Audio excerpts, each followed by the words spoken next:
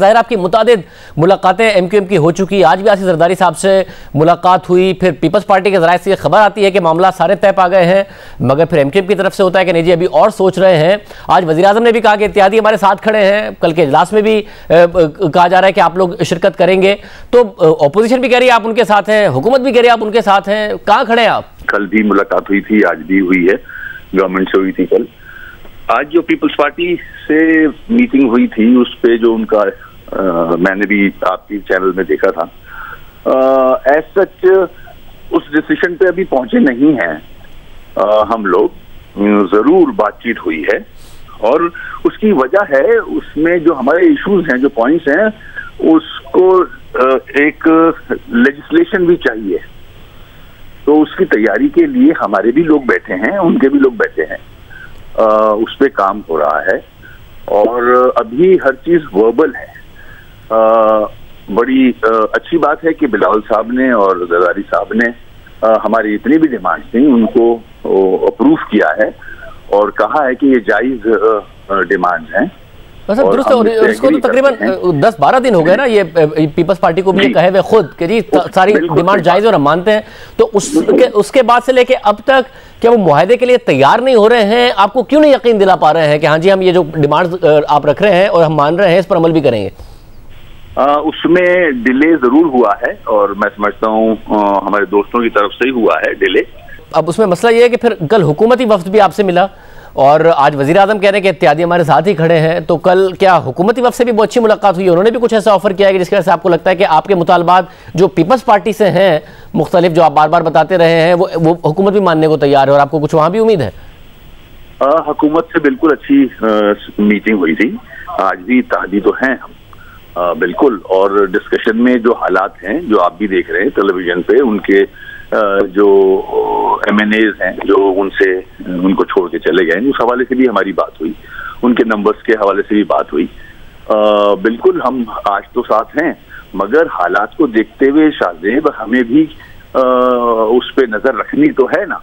जहां तक सिंध से पर्टेन करने वाले हमारे इश्यूज हैं, जाहिर है वो तो PTI नहीं पूरे कर सकती, तो हमने इसीलिए पीपल्स पार्टी गवर्नमेंट के साथ हम बैठ रहे हैं। जो देरीना मुतालबे रहे हैं, like implementation of supreme court order 4060 का इन लेटर इन स्पिरिट इम्प्लीमेंटेशन, और 2-3 ऐसे इश्यूज हैं जो कि देरीना हैं और इसकी वजह से आपको पता है ना कि अगर वो रिटर्न में भी आपसे प्रॉमिस कर लेंगे तो बहुत मुश्किल है कि पीपल्स पार्टी उन वादों पर अमल कर रही होगी। आप तहरीक इंसाफ के साथ भी तो हुकूमत में तहरीरी मुआहदे के बाद ही आए थे ना, उन्होंने कौन से वादे पूरे कर दिए?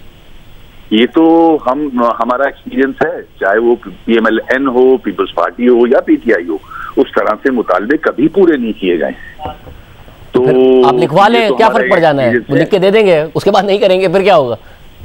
वो तो आवाम के सामने तो आएंगी सारी चीजें कि आज अगर जो मुतालबे साल इन जमातों के सामने रखे और उन्होंने अप्रूव नहीं किए, आज जरूरत पड़ी तो सारे उन मुतालबों के साथ एग्री कर ही रहे हैं, हम ये अवाम के सामने रखेंगे। और फिर हमारी सोच ये है कि हम जितने भी स्टेक होल्डर्स हैं, मुल्क के पॉलिटिकल बड़ी पार्टीज हैं, उनके जितने भी सरबराह हैं, हम उनको साथ बिठाएंगे इस हवाले से। आपको ज्यादा उम्मीद इन्हीं से है कि अपोजिशन कर सकती है, तो ये कहा जा सकता है कि आपने फैसला नहीं किया है मगर इस वक्त आप अपोजिशन के ज्यादा करीब हैं? मैंने शाहजेब कहा कि हमारे मुतालबे पूरे कर दें, हम फिर डिसीजन लेने के काबिल हो सकते हैं। तो कौन इस वक्त आपके मुतालबे पूरे करने के ज्यादा करीब है, हुकूमत या अपोजिशन? मेरे ख्याल में देखें, हुकूमत के पास तो वो नहीं है। 18 अमेंडमेंट के बाद तो जो इशू हमारे साथ हैं वो सूबे से रिलेट करते हैं, वो तो पीपल्स पार्टी के पास हैं। जाहिर है कुछ ऐसी चीजें हैं जो फेडरल गवर्नमेंट से पर्टेन करती हैं, तो अगर देखा जाए तो जाहिर है ऑपोजिशन की तरफ ही नजर जाती है। तो इसलिए इस वक्त आपका झुकाव ऑपोजिशन ही की तरफ है, अगर वो वादे पूरे कर दें जो वो वादे कर रहे हैं, उनको रिटन फॉर्म में आपको गारंटी दे दें, तो रिटन फॉर्म में गारंटीज भी दें और जो इम्प्लीमेंट हो सकते हैं फौरी नौयत के वो उसको इम्प्लीमेंट कराएं, और जो टाइम दरकार है जिसमें वो फिर हम सारी सियासी जमातों के लीडरान के सामने रखेंगे ताकि पाकिस्तान की आवाम को और ख़ास तौर पर सिंध की जो अर्बन एरियाज में लोग रहते हैं उनके सामने इस इशू को लेके आएं।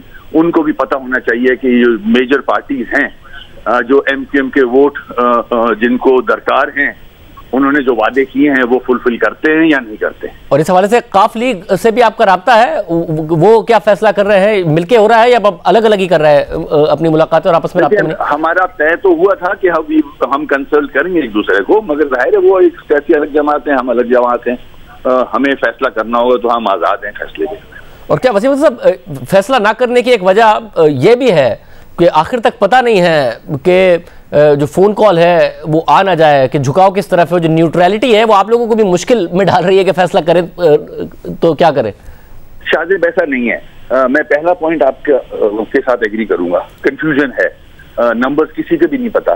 इवन जो ऑपोजिशन है या गवर्नमेंट है उनको अपने नंबर्स पूरे नहीं पता अभी तक, कंफर्म नंबर्स किसी के पास नहीं है। वो कंफ्यूजन तो है, उस पर मानता हूं मैं, मगर न्यूट्रलिटी की बात नहीं है। अब हमारी अपनी मर्जी है कि अब हमें डिसीजन लेना होगा अवाम के मसाइल को हल करने के लिए। और हुकूमती वज़रा, जो हुकूमती वफ्द आया, वो आपको परेशान नजर आया कि हुकूमत जा सकती है? ये कंसर्न नजर आया उनमें आपको? मेरे ख्याल में परेशानी तो है ना शाजिब, चाहे वो पीएम साहब हो या कैबिनेट हो, परेशानी तो नजर आ रही है। उनके अपने एमएनएज टीवी पे नजर आ रहे हैं इधर उधर जाते हुए, तो बिल्कुल परेशानी तो है उनको। बहुत शुक्रिया वसीम अख्तर साहब।